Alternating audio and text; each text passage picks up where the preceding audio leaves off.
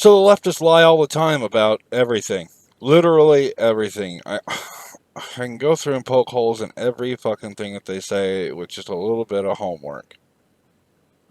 So we're going to talk about average household income in the United States by year.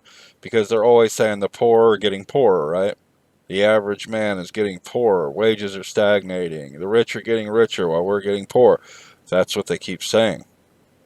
So what we need to do is measure the increase um, in the average income against the rate of inflation. And that will tell us if our wages have actually stagnated or not. So, I mean, we can go way back. We can go to 1967. We'll go to 67. Just go all the way back. So here's our number. This is what the average household income was in 1967. It was $7,989.08. Doesn't seem like a lot, but you know, inflation. The money was worth more back then. 1967, I'll plug in that number. It basically says, if in 1967 I purchase an item for $7,989, okay, then well, this goes to 2016, right here. So that's the year we're going to use. So then, if you had done that in 2016, dang it, I can't type today. What am I doing? All right, there we go. If in 1967 I purchased an item for $7,989.08, then in 2016 that same item would cost, and this is going to tell us what this amount of money in 1967 is worth in today's money. Bam. $57,408.24. Now, if our wages had been decreasing over time, then in 2016, the average household income will be below this number. If in 2016, the average household income is lower than this number, then the leftists are right, and the poor are getting poorer, and the middle class is getting poorer, and the average man is getting poorer, while the rich keep getting richer.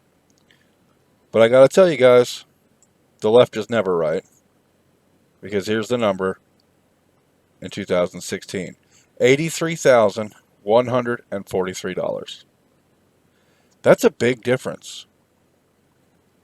That is a big difference. So, as a matter of fact, the average working American, the average household income has gone up by a large percentage. And I could calculate the percentage as well, but I'm not going to. I'm just going to say $83,143 is a little bit more than $57,408. So it turns out that our poor are getting richer. Our average workers have been getting richer, and you can do it. We can do it any year. Let's do 2000. That's the year I started working. Minimum wage was $5.15 in 2000. And that number is $57,134. You think if I plug 2000 in here, it's going to be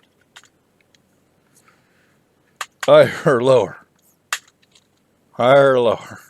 $41,189. That's a big difference.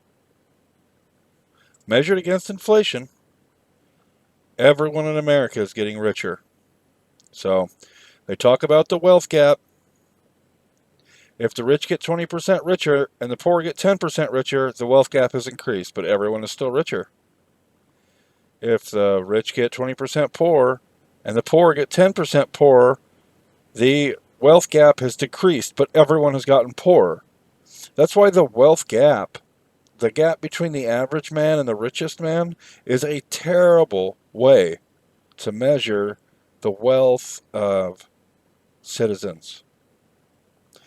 So stop measuring your success by how much your neighbor has. Like how much more or less you have than your neighbor.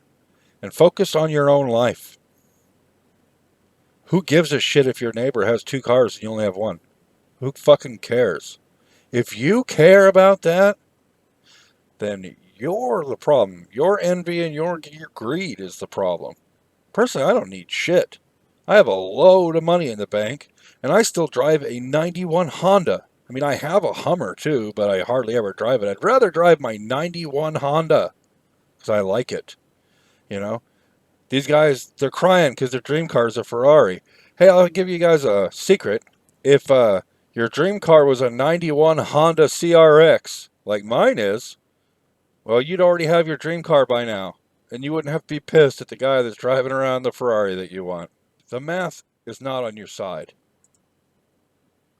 Thanks for watching. This has been DWB, and remember, don't be a fucking commie.